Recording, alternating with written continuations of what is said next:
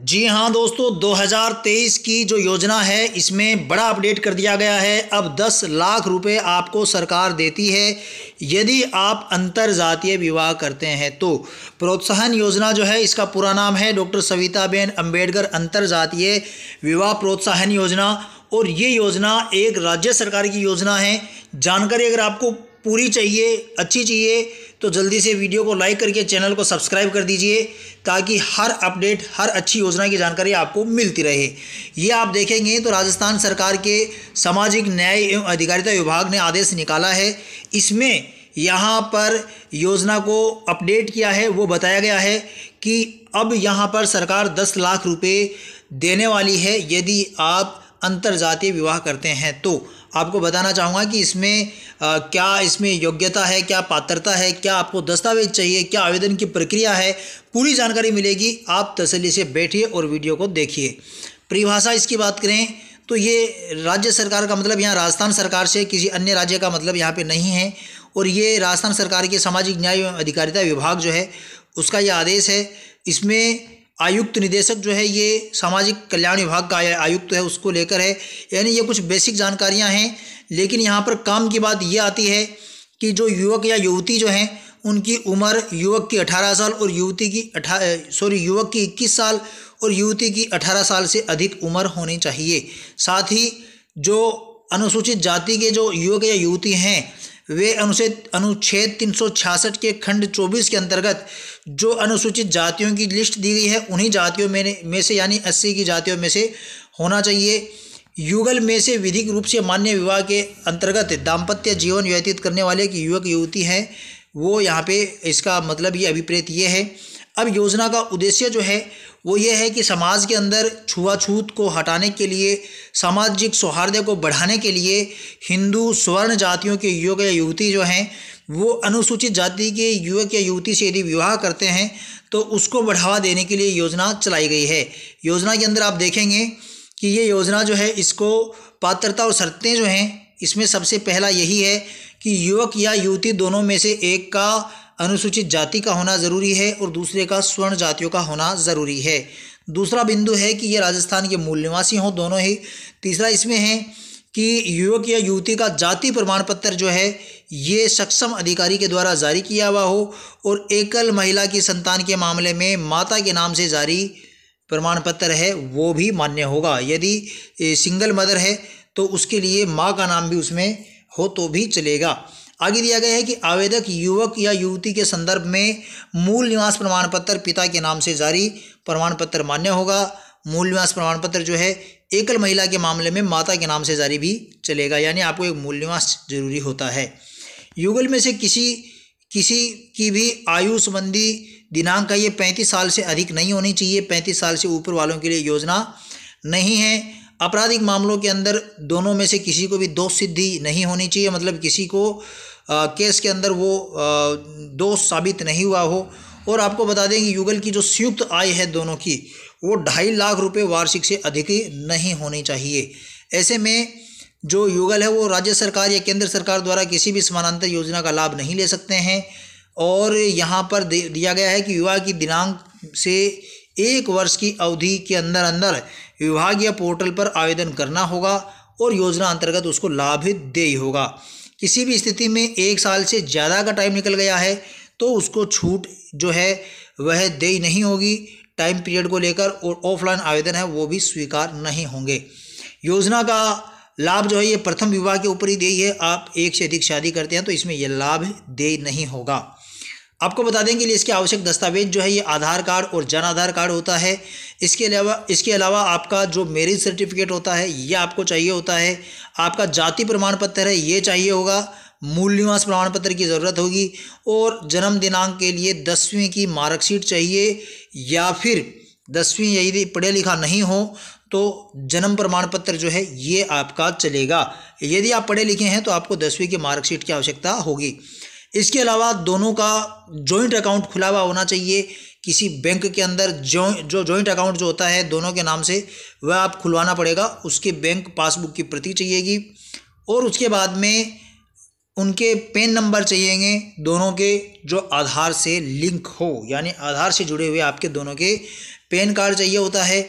इसके अलावा यदि युवक और युवती ने आयकर रिटर्न की जो प्रति भरी है, तो यानी आपका ITR आपने भरा है, तो 2 साल का आपका 2 साल का यहाँ पे नहीं दिया गया है, शायद 1 साल का ही होगा यहाँ पे वो, या फिर आपका जो आय का जो स्व घोषणा पत्र अगर आपने मान लो ये नहीं भरा है तो आपको आय का स्व घोषणा पत्र यहाँ पर देना होगा।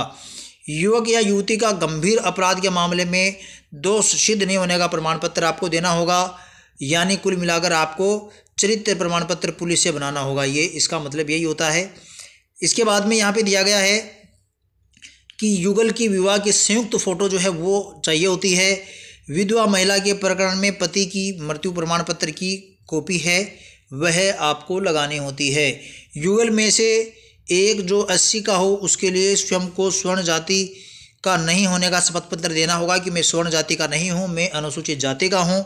इसके अलावा ये जो ऊपर वाले बिंदु हैं उनके संबंध में एक शपथ पत्र के ऊपर नोटरी के अंदर प्रमाणित करना होगा कि वह अन्य पिछड़ा वर्ग या विशेष पिछड़ा वर्ग से नहीं है। यदि इसकी जो जाति है वह जाति प्रमाण पत्र आपको वह अपलोड करना होगा।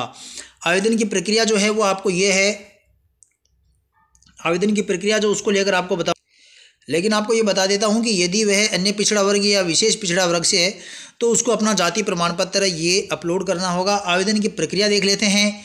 आवेदन की प्रक्रिया के अंदर बताया गया है कि प्रोत्साहन राशि प्राप्त करने के लिए आपको SSO ID जो आपकी है उससे या फिर आप ई-मित्र से आप आवेदन करा सकते हैं, जिसमें एक ऐप होता है जिसका नाम होता है SJMS SMS पोर्टल। उस पर आपको जाना होगा और यहाँ पे इंटरकास्ट मैरिज आइकन जो है उस पर जाकर आपके जन आधार से आप डिटेल फेच हो जाएगी और यहाँ पर आप जो नाम वगैरह सेलेक्ट करेंगे जन आधार से बायोमेट्रिक तरीके से उसकी पहचान होगी फिंगर से, और उसके बाद में आवेदन जो है उसके अंदर उसकी जो जानकारियाँ हैं वो भरी जाएगी, जैसे नाम, फोटो, लिंग, वैवाहिक स्थिति, जन्म दिनांक, मोबाइल नंबर, ये सारी चीज़ें उसमें भरी जाएंगी। उसके बाद में सारी सूचनाएं भरने के बाद में आवेदक की प्रोफाइल बनेगी और उसके बाद में वहाँ पर आपको जाति प्रमाण पत्र है, मूल निवास है, आपका विवाह प्रमाण पत्र है, ये सारी चीज़ें आपको डेटाबेस में API के माध्यम से सारी अपने आप फेच हो जाएंगी और आपको 10वीं की मार्कशीट जो है उसका रोल नंबर है, पास होने का वर्ष है, ये डिजी लॉकर के माध्यम से सत्यापित करनी होगी। डिजी लॉकर जो है वो आपको इंस्टॉल करना होगा और उसके माध्यम से आपको सत्यापित करनी होगी। इसके अलावा पैन कार्ड जो है उसकी डिटेल भरनी होगी, पैन कार्ड की कॉपी स्कैन करके अपलोड भी करनी होगी और जो भी आप डॉक्यूमेंट अपलोड करते हैं वो अच्छी तरह से समझ में आने चाहिए, साफ़ होने चाहिए। पति पत्नी दोनों का जो आय प्रमाण पत्र है, स्व घोषणा पत्र जो है ये आपको लगाना होगा और यदि आपने आयकर भरा हो, ITR भरा हो तो उसकी कॉपी आपको लगानी होती है। शपथ पत्र जो है ये आपको यहाँ पे लगाना होता है। विभागीय पोर्टल के ऊपर आपको शपथ पत्र मिल जाएगा, बाकी आपको यहाँ पर मैं भी बता दूंगा, आप वहाँ से देख के भी शपथ पत्र बनवा सकते हैं। आवेदन की जो प्रक्रिया है उसके लिए आपको बताना चाहूँगा कि आप अपने मूल निवास या गृह जिले के अंदर जो जिलाधिकारी है उससे आप ऑनलाइन आवेदन प्रदर्शित हो जाएंगे। आपके आवेदन करने के बाद में वहाँ पर चले जाएंगे। उसके बाद में आपके जो दस्तावेज हैं उनकी जांच की जाएगी। जांच करने के बाद में यहाँ पर आपके दस्तावेज़ों को पहले स्टेज के ऊपर स्वीकृत किया जाएगा। उसके बाद में जो मेटा डाटा है उनको स्टेट एडमिन जो है उसके द्वारा यहाँ पर आपको एक्सेप्ट किया जाएगा। मतलब लंबी चौड़ी प्रक्रिया यहाँ पर होती है, लेकिन ऑनलाइन होने की वजह से आपको कोई दिक्कत नहीं, अपने आप होता रहता है। आवेदन के अंदर प्रथम दृष्टि से गलत या अपात्र होने के कारण सहित निरस्त किया जाएगा। अगर आपकी कोई कमी रह गई हो तो आपको कारण बताया जाएगा कि इस कारण से आपका आवेदन है वो निरस्त किया जाता है।